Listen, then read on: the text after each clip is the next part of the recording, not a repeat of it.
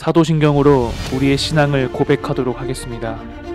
나는 전능하신 아버지 하나님, 천지의 창조주를 믿습니다. 나는 그의 유일하신 아들, 우리 주 예수 그리스도를 믿습니다. 그는 성령으로 잉태되어 동정녀 마리아에게서 나시고 본디오 빌라도에게 고난을 받아 십자가에 못 박혀 죽으시고 장사된 지 4일 만에 죽은 자 가운데서 다시 살아나셨으며 하늘에 오르시어 전능하신 아버지 하나님 우편에 앉아 계시다가 거기로부터 살아있는 자와 죽은 자를 심판하러 오십니다. 나는 성령을 믿으며 거룩한 공교회와 성도의 교제와 죄를 용서받는 것과 몸의 부활과 영생을 믿습니다. 아멘.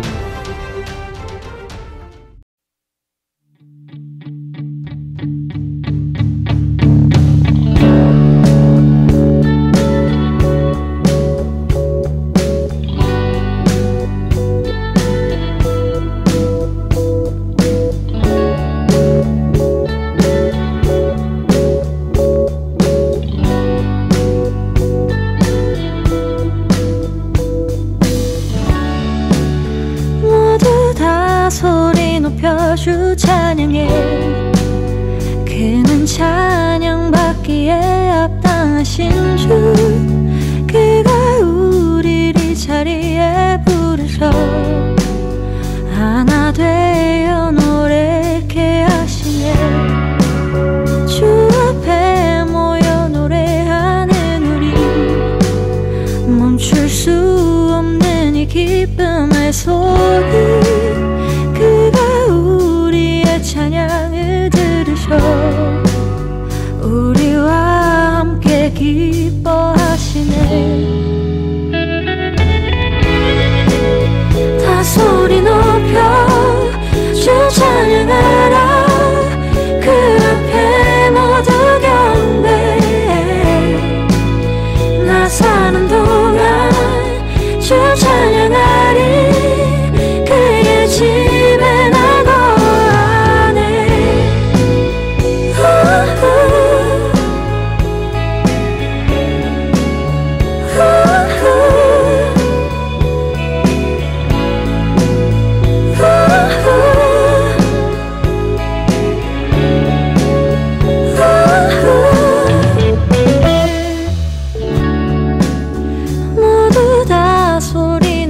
주 찬양해.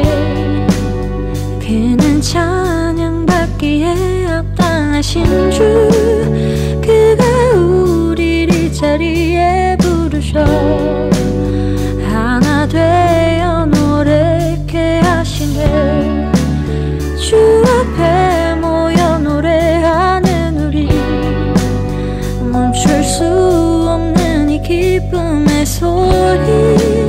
그가 찬양을 들으셔 우리와 함께 기뻐하시네. 다 소리 높여 주 찬양하라. 그 앞에 모두 경배해. 나 사는 동안 주 찬양하리. 그의 집에 나가 소리 높여 주 찬양하라.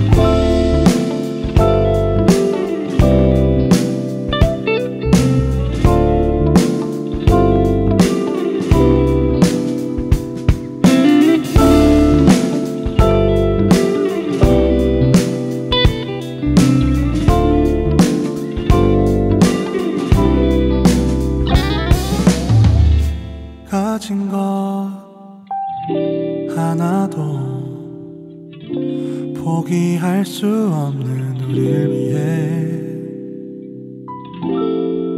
주님은 모든 것을 내어서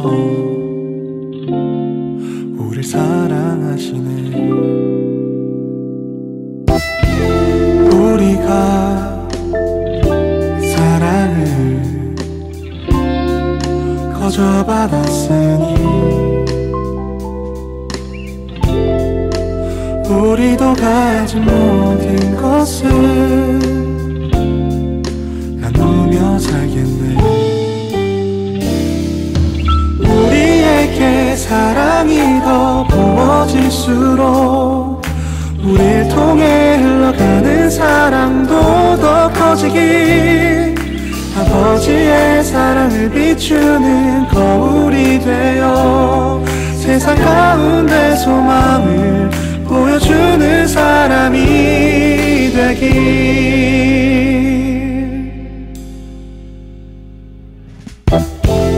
우리가 사랑을 거저 받았으니 우리도 가진 모든 것을 나누며 살겠네. 우리에게 사랑이 더 부어질수록 우릴 통해 흘러가는 사랑도 더 커지길, 아버지의 사랑을 비추는 거울이 되어 세상 가운데 소망을 보여주는 사람이 되길. 우리에게 사랑이 더 부어질수록 우릴 통해 흘러가는 사랑도 더 커지길, 아버지의 사랑을 비추는 거울이 되어 세상 가운데 소망을 보여주는 사람이, 세상 가운데 소망을 보여주는 사람이 되길.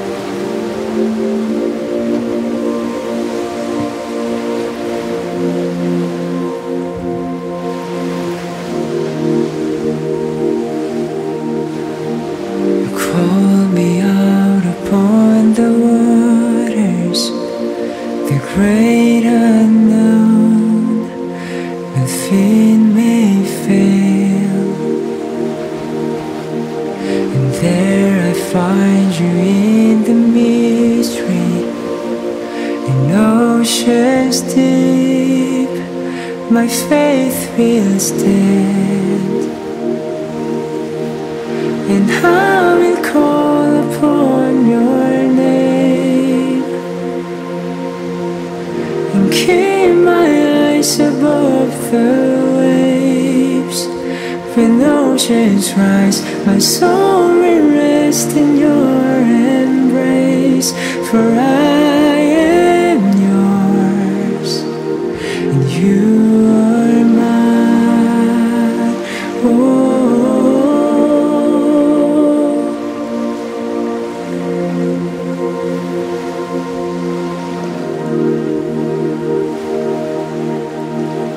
Your grace abounds in deepest waters. Your sovereign hand will be my guide.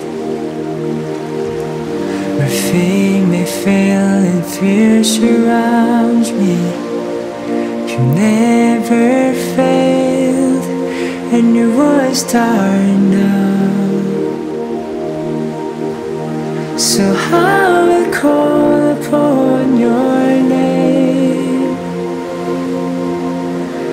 keep my eyes above the waves. When oceans rise, my soul will rest in your embrace. For I am yours, and you are mine.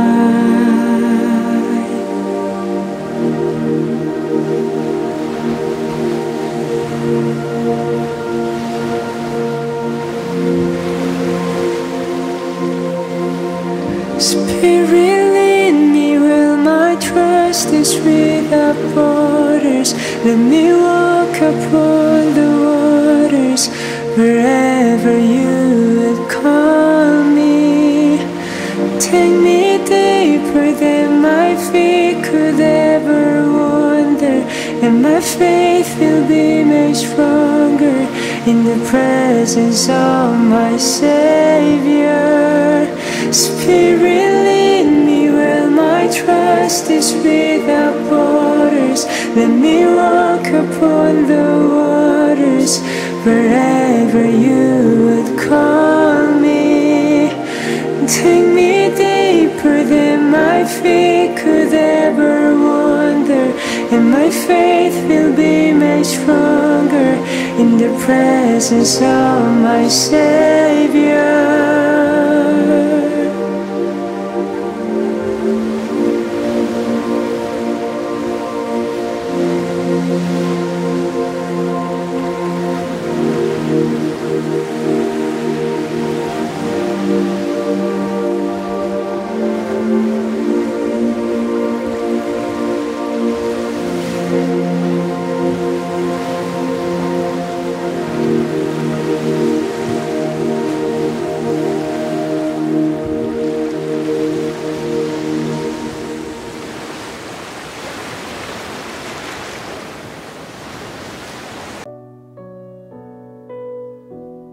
하나님 아버지, 동이 트는 아침부터 하나님께 부르짖습니다. 주님, 제가 기도하도록 하옵소서. 주님, 제가 집중하도록 하옵소서. 제 안에는 칠흑같이 어둠만 있사오나 주는 빛이십니다. 제 힘으로는 아무것도 할 수 없습니다. 제가 외롭고 허탄할 때 주님, 저를 떠나지 마옵소서. 제 마음은 연약하여 하나님 없이는 제가 평화가 없습니다. 제 안에는 불평이 가득하오나 주는 인내의 하나님이십니다. 저는 저의 길을 모르오나 주님은 제 길을 아십니다. 주님, 제가 자유를 찾게 하여 주옵소서. 현재를 살아가도록 도와주시옵소서. 오늘 제게 어떤 일이 생길지라도 주의 이름을 높입니다. 예수님의 이름으로 기도드립니다. 아멘.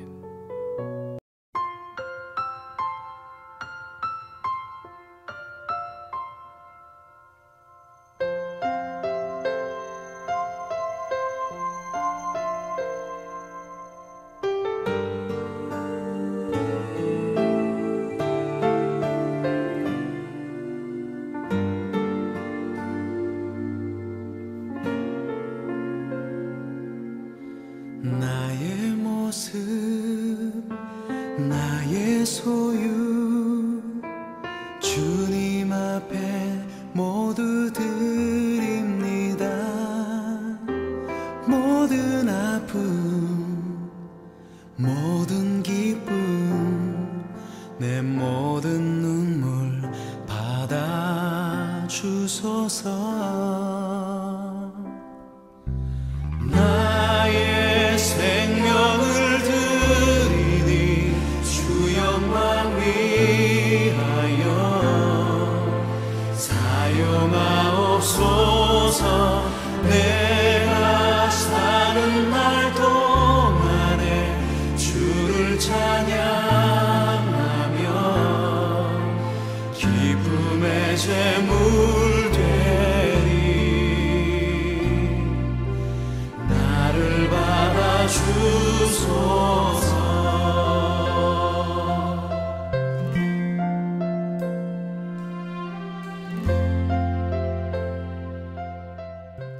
오늘 하나님께서 우리에게 주신 말씀은 누가복음 24장 13절에서 35절까지의 말씀입니다.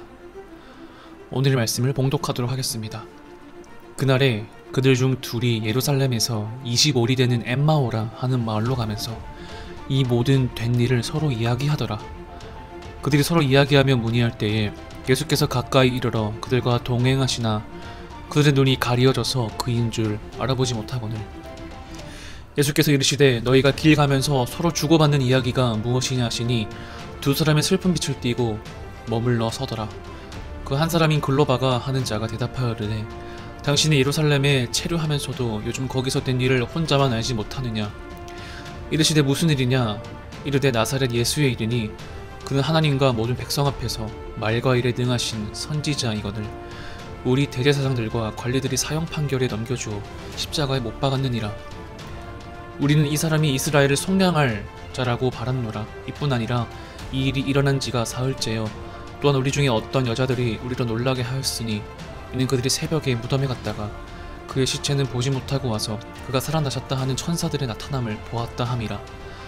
또 우리와 함께한 자 중에 두어 사람이 무덤에 가 과연 여자들이 말한 바와 같음을 보았으나 예수는 보지 못하였느니라 하거늘 이르시되 미련하고 선지자들이 말한 모든 것을 마음에 더디 믿는 자들이여 그리스도가 이런 고난을 받고 자기의 영광에 들어가야 할 것이 아니냐 하시고 이에 모세와 모든 선지자의 글로 시작하여 모든 성경에 쓴 바 자기에 관한 것을 자세히 설명하시니라. 그들이 가는 마을에 가까이 가매 예수는 더 가려 하는 것 같이 하시니 그들이 강건하여 이르되 우리와 함께 유하사이다. 때가 저물어가고 날이 이미 기울었나이다 하니 이에 그들과 함께 유하러 들어가시니라. 그들과 함께 음식 잡수실 때에 떡을 가지사 축사하시고 떼어 그들에게 주시니 그들의 눈이 밝아져 그인 줄 알아보더니 예수는 그들에게 보이지 아니하시는지라. 그들이 서로 말하되 길에서 우리에게 말씀하시고 우리에게 성경을 풀어주실 때에 우리 속에서 마음이 뜨겁지 아니하더냐 하고 곧 그때로 일어나 예루살렘에 돌아가 보니 11 제자 및 그들과 함께한 자들이 모여있어 말하기를 주께서 과연 살아나시고 시몬에게 보이셨다 하는지라. 두 사람도 길에서 된 일과 예수께서 떡을 떼심으로 자기들에게 알려지신 것을 말하더라. 아멘. 여러분 반갑습니다. 오늘의 말씀 제목은 엠마오를 향해 터덜터덜 걷다가 라는 제목으로 오늘의 말씀을 전해보도록 하겠습니다. 영화 반지의 제왕 2 두 개의 탑에서 이 호빗 쪽 샘은 자신이 요즘 궁금해하는 것에 대해 프로도에게 이렇게 말하는 장면이 있습니다. 우리가 어떤 종류의 이야기에 빠져든 건지 궁금해. 이렇게 이야기를 합니다. 실제로 그들은 영화상에서 놀라운 일들을 경험했고 온갖 위험에서도 살아남은 사람들입니다. 또한 그들은 자신들의 목적지인 모르도르로 향해 가는 길은 정말로 위험한 여정이었습니다. 이와 비슷하게도 성경 안에 제자들도 예수님이 돌아가신 지 3일째 되는 날에 이런 궁금증에 빠졌습니다. 승리의 왕으로 알고 따랐던 예수님이 범죄자로 몰려 십자가에 못 박혀 죽으셨다는데 다시 살아계시다는 놀라운 그런 소식을 들었습니다. 대체 그들은 어떤 이야기 속으로 빠져든 것일까요? 아마 우리도 이 반지의 제왕에서 나온 그러한 질문을 할 수 있을 것 같습니다. 예수 그리스도를 따르는 나는 어떤 이야기에 속해 있을까요? 슬픔과 혼란의 시기를 지날 때 특히 공동체 사람들이 예수 그리스도의 복음에 대하여 적대적으로 나올 때 우리는 이 질문에 시달립니다. 예수님의 죽음과 부활은 자신의 백성을 구속하고 회복하여 참된 충만과 기쁨이 되시는 주님 안에서 살아가도록 일하시는 하나님의 위대한 이야기입니다. 이것이 바로 예수님을 따르는 우리가 빠져들 수밖에 없는 그런 이야기입니다. 슬픔과 혼란 가운데 있다 보면 가끔은 예수님이 나와 함께한다는 사실을 잊을 때도 있습니다. 실제로 이 성경 안에서도 예수님이 죽음에서 부활하신 바로 그날 다른 도시를 향해 여행을 하던 두 제자, 엠마오로 가던 두 제자도 그러했습니다. 13절입니다. 그날에 그들 중 둘이 예루살렘에서 25리 되는 엠마오라 하는 마을로 가면서 이 모든 된 일을 서로 이야기하더라. 그들이 서로 이야기하며 문의할 때에 예수께서 가까이 이르러 그들과 동행하시나 그들의 눈이 가리어져서 그인 줄 알아보지 못하거늘 예수께서 이르시되 너희가 길 가면서 서로 주고받고 하는 이야기가 무엇이냐 하시니 두 사람의 슬픈 빛을 띠고 머물러 서더라. 그 한 사람인 글로바라 하는 자가 대답하여 이르되 당신이 예루살렘에 체류하면서도 요즘 거기서 된 일을 혼자만 알지 못하느냐. 이러시되 무슨 일이냐. 이르되 나사렛 예수의 일이니 그는 하나님과 모든 백성 앞에서 말과 일에 능하신 선지자이거늘 우리 대제사장들과 관리들이 사형 판결에 넘겨주어 십자가에 못 박았느니라. 우리는 이 사람이 이스라엘을 속량할 자라고 바랐노라. 이뿐 아니라 이 일이 일어난 지가 사흘째요. 또한 우리 중에 어떤 여자들이 우리로 놀라게 하였으니 이는 그들이 새벽에 무덤에 갔다가 그의 시체는 보지 못하고 와서 그가 살아나셨다 하는 천사들의 나타남을 보았다 함이라. 또 우리와 함께 한 자 중에 두어 사람이 무덤에 가 과연 여자들이 말한 바와 같음을 보았으나 예수는 보지 못하였느니라 하거늘. 오늘 읽은 누가복음에서 이 누가는 두 제자가 예수님이 체포되고 재판에서 십자가형을 선고받아 죽으셨던 그 주말의 사건에 관해 열띤 토론을 벌이고 있었습니다. 예수님이 십자가 사건으로 그들의 꿈이 산산조각 났습니다. 그들의 꿈은 무엇이었을까요? 예수님이 위대한 정치 지도자가 되었을 때 그 밑에서 예수님이 왕이고 그 왕이신 예수님 밑에서 정말로 높은 권력을 한자리 하고픈 그런 꿈이었을 겁니다. 그런데 예수님은 죽으셨으니 그들의 꿈이 산산조각 났었겠지요. 그런데 죽으셨던 예수님이 그들의 눈앞에 다시 나타나셨습니다. 아마도 예수님의 모습은 부활하신 후에도 부활하시기 전과 비슷했을 겁니다. 그런데 하나님은 제자들이 그분을 알아보지 못하도록 그들의 눈을 초자연적으로 가리셨습니다. 제자들은 그분을 예루살렘에 예배하러 갔다가 집으로 돌아가는 사람 정도로 생각하였습니다. 그분이 누군지 아시죠? 부활하신 예수님입니다. 그들은 부활하신 예수님을 옆에 두고도 알아보지 못했습니다. 우리도 사랑하는 이의 죽음, 암진단, 자녀의 반항, 친구의 배신, 실직 등으로 스트레스 받거나 죄를 저짐으로써 우리와 함께 해주시는 예수님을 깨닫지 못할 수도 있습니다. 너무나 고통스러운 상황 때문이지요. 그러나 부활한 왕이신 예수님이 천국에 오르시기 전에 약속하셨습니다. 내가 세상 끝날까지 너희와 항상 함께 있으리라. 예수님은 어떤 상황에서도 결코 우리를 떠나거나 포기하지 않으십니다. 예수님은 이 제자들과 엠마오로 걸어가시면서 어떤 말씀을 해주셨나요? 25절입니다. 이르시되 미련하고 선지자들이 말한 모든 것을 마음에 더디 믿는 자들이여 그리스도가 이런 고난을 받고 자기의 영광에 들어가야 할 것이 아니냐 하시고 이에 모세와 모든 선지자의 글로 시작하여 모든 성경에 쓴 바 자기에 관한 것을 자세히 설명하시니라. 예수님의 성경 기록을 전혀 이해하지 못한 두 제자에게 예수님은 실망감을 표하셨습니다. 그렇게 부활하기 전에 귀가 딱지가 새기도록 말을 했는데 그 두 제자들은 이 예수님의 성경 기록을 이해하지 못했습니다. 메시아에 관한 성경의 가르침을 믿음으로 선뜻 받아들이지 못하는 제자들은 오늘 성경 구절에서 미련하다, 더디다 라고 묘사하고 있습니다. 성경은 메시아를 하나님의 백성이 속박으로부터 구원해낼 약속의 구원자로 가르쳐 왔습니다. 모세와 모든 선지자에 관한 언급은 오늘날 그리스도인들이 구약이라고 부르는 히브리 성경을 가리킵니다. 예수님 시대에 사람들은 구약을 결말을 찾는 이야기라고 불렸습니다. 그 시대의 유대인들은 그들 이야기의 마지막 장이 시작되기를 기다리고 있었습니다. 그것은 바로 메시아가 진두지휘하는 종말을 기다려왔습니다. 그래서 예수님은 이 글로바와 다른 제자에게 이렇게 말씀하셨습니다. 내가 그 이야기를 완성하기 위해 왔다. 나는 모든 성경의 중심이다. 예수 그리스도의 제자인 우리가 도전해야 할 것은 그분의 죽음과 부활의 관점에서 구약 성경을 읽는 것입니다. 오늘 읽었던 성경에서 예수님이 두 제자에게 읽어주셨던 그 성경 본문이 있다라고 하였습니다. 그 성경 본문은 모든 선지자의 글로 시작하여 예수님에 관해 자세히 설명한 본문입니다. 우리는 그러한 성경 본문을 읽을 때마다 다음에 세 가지 질문을 던짐으로써 이 도전을 더 잘 해낼 수가 있습니다. 첫 번째 질문은 바로 예수님이 읽은 본문에서 무엇이 예수님을 직접 가리키고 있는지 그 질문에 대해서 우리는 알아냅니다. 장차 오실 메시아에 관한 직접적으로 언급한 구약 성경은 창세기 49장 10절에서 12절, 이사야 9장 6절, 미가 5장 2절 등이 있습니다. 물론 모든 구절에서 예수님에 관한 직접적인 예언을 찾아볼 수 있는 것은 아닙니다. 그러나 구약 전체에 흩어져 있는 예언은 우리는 볼 수 있습니다. 두 번째는 바로 예수님이 읽은 본문에서 무엇이 예수님에 대한 기대와 징조를 말합니까? 때로는 미묘한 표현, 이것은 강력한 의사소통의 방법이 됩니다. 구약에는 직접적인 예언 외에도 미묘하고도 간접적으로 예수님이 드러납니다. 예를 들어 마태복음은 예수님을 아브라함과 다윗의 자손으로 선언하면서 시작합니다. 아브라함과 다윗의 삶에서 예수님이 누구시며 무슨 일을 하실 것인지를 예측하는 사건을 찾아볼 수 있습니다. 아브라함과 그의 아들을 제물로 드리는 창세기 22장의 희생은 하나님의 아들 예수님의 희생이 됩니다.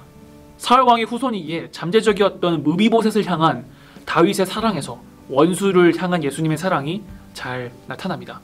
세 번째는 바로 예수님의 복음이 본문을 구체적으로 이해하도록 하는지 우리는 질문할 수 있습니다. 구약에는 지혜로운 말씀과 원칙과 명령이 가득합니다. 사도 바울은 이 모든 것이 예수님을 따르는 우리와 여전히 관련이 있음을 분명히 했습니다.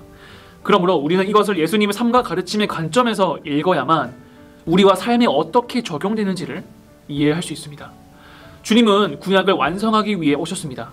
구약의 말씀과 원칙과 명령이 우리에게 어떻게 적용되는지를 이해하게 될 때 비로소 복음의 능력 안에서 그것을 수행할 수가 있습니다. 예수님이 죽으시고 다시 살아나셨다는 좋은 소식을 우리가 그 말씀에 순종할 수 있도록 우리를 다시 구체화하고 강화해 줍니다. 글로바와 또 한 명의 제자는 엠마오에 도착할 때까지 예수님을 알아보지 못했습니다. 그런데 그들의 마음속에는 차츰 변화가 일어나고 있었습니다. 누가는 이 일에 대해 이렇게 기록했습니다. 28절입니다. 그들이 가는 마을에 가까이 가매 예수는 더 가려 하는 것 같이 하시니 그들이 강건하여 이르되 우리와 함께 유하사이다. 때가 저물어 가고 날이 이미 기울었다 하니 이에 그들과 함께 유하로 들어가시니라. 그들과 함께 음식을 잡수실 때에 떡을 가지사 축사하시고 떼어 그들에게 주시니 그들의 눈이 밝아져 그인 줄 알아보더니 예수는 그들에게 보이지 아니하는지라. 그들이 서로 마르되 길에서 우리에게 말씀하시고 우리에게 성경을 풀어주실 때에 우리 속에서 마음이 뜨겁지 아니하더냐 하고 곧 그때에 일어나 예루살렘에 돌아가 보니 11 제자 및 그들과 함께 한 자들이 모여 있어 말하기를 주께서 과연 살아나시고 시몬에게 보이셨다 하는지라. 두 사람도 길에서 된 일과 예수께서 떡을 떼심으로 자기들에게 알려지신 것을 말하더라. 성경에 관해 설명해 주면서 자신들의 마음을 뜨겁게 하셨던 분이 부활하신 예수님이심을 알았을 때 그들은 얼마나 놀랐을까요? 그 다음 구절은 이렇게 기록되어 있습니다. 그들의 눈이 밝아져.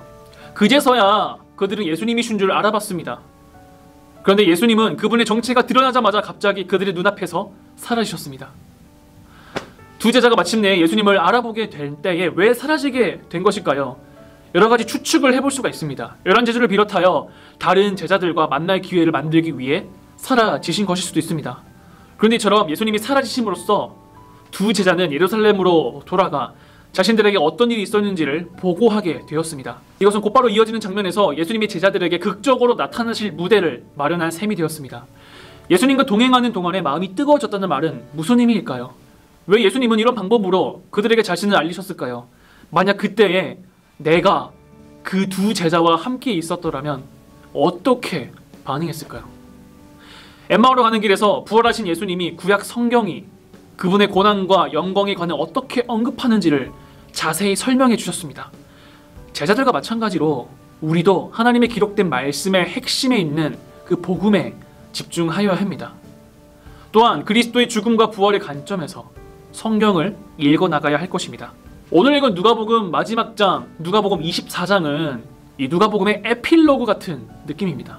예수님이 부활 사건 이후에 나오는 약간 다른 맥락의 이야기처럼 보입니다. 이 이야기에서 예수님은 제자들에게 그들이 그렇게 많이 읽었던 성경 말씀을 자세히 설명하시면서 부활하신 예수님 본인 자신에 대해 이 구약 성경에 이렇게 나와 있음을 가르쳐 주셨습니다. 우리는 이 부분을 한 번 더 생각해 보아야 됩니다.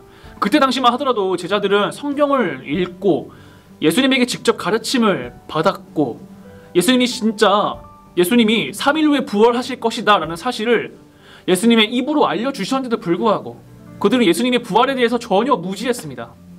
얼마나 무지했냐면 예수님께서 부활하신 후에 직접 가르쳐 주셔야 했습니다. 오늘날도 이와 같은 일이 일어나는 것 같습니다. 성경을 잘 몰라 하나님을 오해하고 또한 기독교를 오해하는 일이 참 많이 있습니다. 심지어는 어떤 사람들은 자기 마음대로 성경을 해석하여 잘못된 길로 빠지게 되는 경우도 있습니다. 성경 말씀 읽는 것을 소홀히 하면 하나님을 알지 못하게 될 위기에 처합니다. 그리고 믿음이 더 좋아지지 못하게 되고 정체되고 후퇴됩니다. 더 나아가 성경은 성령님이 그리스도를 계시하고 또한 우리에게 말씀하시는 그 귀중한 수단입니다. 여러분들은 얼마나 성경을 알고 계신가요? 얼마나 자주 읽고 계신가요? 하나님에 대한 믿음이 더 성장하고 우리가 하나님이 주시는 기쁨을 누리기 위해서는 이 성경 읽는 것을 게을리하면 안 됩니다. 우리는 매일 성경을 통해 나에게 말씀하시는 그 하나님의 메시지를 귀 기울여야 합니다.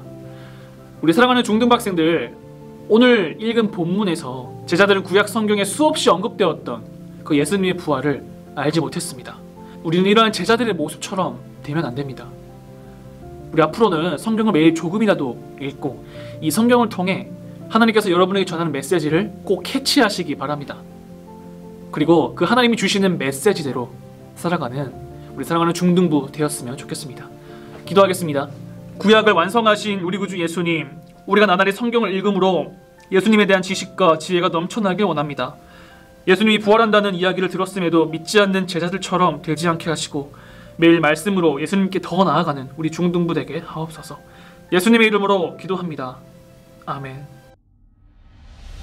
주님이 가르쳐 주신 기도를 하도록 하겠습니다. 하늘에 계신 우리 아버지, 아버지의 이름을 거룩하게 하시며 아버지의 나라가 오게 하시며 아버지의 뜻이 하늘에서와 같이 땅에서도 이루어지게 하소서. 오늘 우리에게 일용할 양식을 주시고 우리가 우리에게 잘못한 사람을 용서하여 준 것 같이 우리 죄를 용서하여 주시고 우리를 시험에 빠지지 않게 하시고 악에서 구하소서. 나라와 권능과 영광이 영원히 아버지의 것입니다. 아멘.